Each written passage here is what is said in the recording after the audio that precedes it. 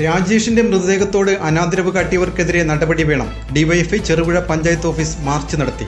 This news is brought to you by Sonankode, Cherupuzha, Padiyottuchal, Alakode and Vellarikundu.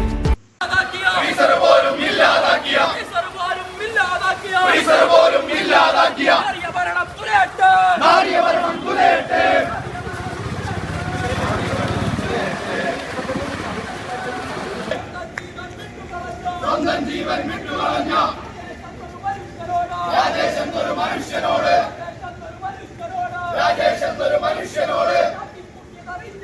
കാട്ടിക്കൂട്ടിയത് അനാദരവ്, മൃതദേഹത്തോട് അനാദരവ്. എവിടെ പോയട DYFI പ്രതിഷേധം?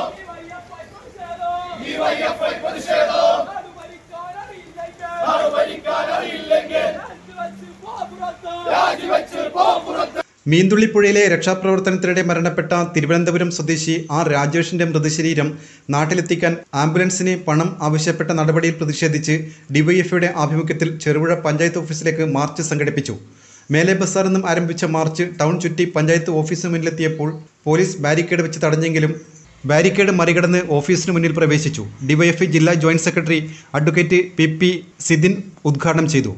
നമ്മൾ ആരെങ്കിലുമാണ് മരണപ്പെട്ടു പോയതെങ്കിലോ ഇതുപോലെ സമാനമായ നിലയിൽ നമ്മുടെ ശരീരവും നാറിപ്പൊട്ടുന്ന നിലയിൽ ഇവിടത്തെ ഭരണകൂടം മാറ്റും.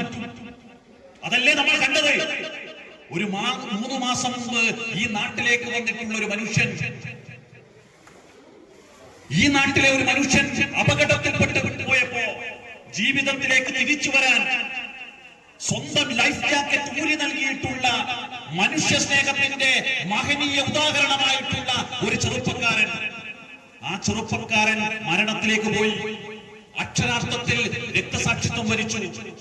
ആ ഭൗതിക ശരീരം, ആ മൃതശരീരത്തോട് എന്ത് അനാദരവാണ് ഇവിടത്തെ ഭരണകൂടം കാണിച്ചിട്ടുള്ളത്. ആ രാജേഷ് ചെയ്ത കുറ്റെന്ന് പറയുന്നത് നമ്മുടെ നാട്ടുകാരനായ ബെന്നിയെ ജീവിതത്തിലേക്ക് തിരിച്ചു കൊണ്ടുവന്നു. എന്തൊരൊറ്റ കുറ്റമല്ലേ ചെയ്തത്? അതിന് ഇങ്ങനെ വലിയൊരു ശിക്ഷ കൊടുക്കണോ? എന്നിട്ട് താമസക്കാരെ പെരിയാരെന്ന് പറയുകയാണ്. വാലിങ്ങനെ സഹായിക്കൊന്നും വേണ്ട, മരിച്ചാൽ 8 ലക്ഷം കിട്ടും, സംസ്കാര ചെലവിന് 10,000 കിട്ടും, അതിൽ നിന്നെടുത്ത് കൊടുക്കട്ടെ. ഇപ്പോ കോൺഗ്രസിന്റെ ഭരണം വന്ന് ആളുകളെയൊക്കെ അങ്ങോട്ടും ഇങ്ങോട്ടും മാറ്റിയിട്ടുണ്ട്. വില്ലേജ് ഓഫീസറും തഹസിൽദാരും ഒക്കെ അസോസിയേഷൻ ആളുകൾ തന്നെ വേണമല്ലോ. പയ്യന്നൂരിൽ വന്നു അങ്ങനെ ഒരു അസോസിയേഷൻകാരൻ. ആ മരിച്ച മനുഷ്യന്റെ സഹായഹസ്തത്തിൽ കൈയിട്ടു വാരുന്ന തണ്ടി, അങ്ങനെയല്ലേ പോൾ? ആ പോളിനെതിരെ നടപടി സ്വീകരിക്കേണ്ടി വന്നിട്ടുണ്ട്. തോന്നിയിട്ട് ചെയ്തതല്ല, പ്രതിഷേധത്തിന്റെ ഭാഗമായി പോളിനെ സസ്പെൻഡ് ചെയ്തിട്ടുണ്ട്.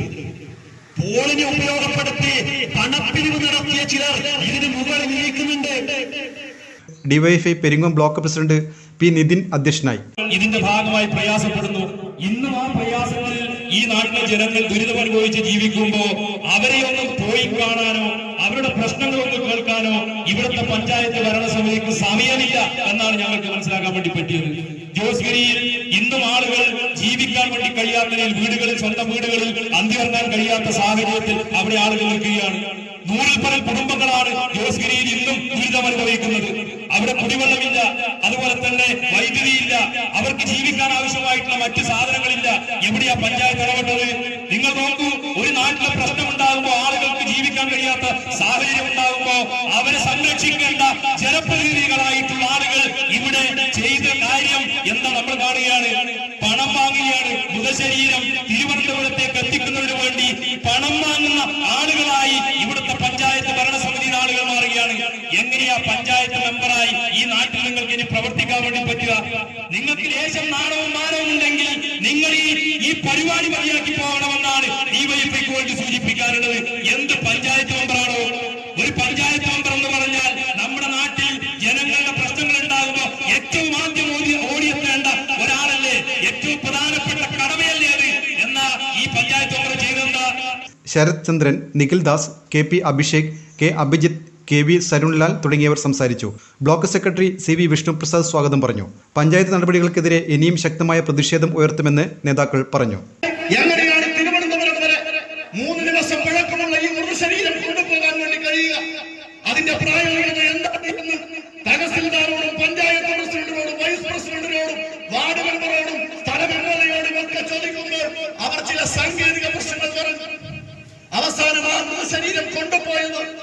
ഒരുപക്ഷെ നമ്മുടെ നാട്ടിൽ അങ്ങനെ ഒരു ആംബുലൻസ് പോലും കാണാൻ വേണ്ടി കഴിയില്ല. ഒരു തകിട് വണ്ടിയിൽ ഇതാ ഫ്രീസർ ഇല്ലാതെ ഈ നാടിനകത്ത് രക്തസാക്ഷിയായി മാറിയ ഒരു മനുഷ്യനോടുള്ള അനാദരവും ആദ്യമൊക്കെ കാണിച്ചു.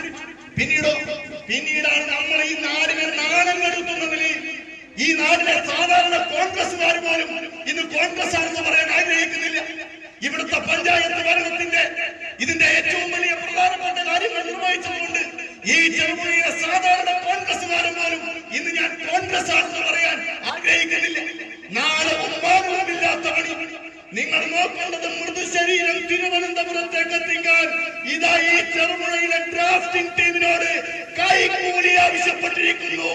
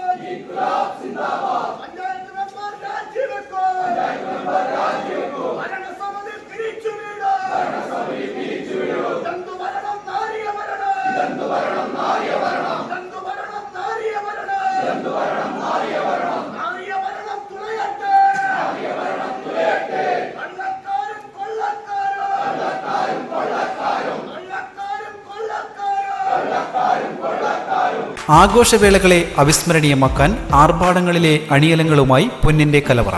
മാറുന്ന കാലത്തിൽ മാറ്റത്തിന്റെ രുചിയറിയുന്ന വൈവിധ്യങ്ങളുടെ സ്വർണ്ണശേഖരവുമായി മലയോരത്തിന്റെ തിലകക്കുറി.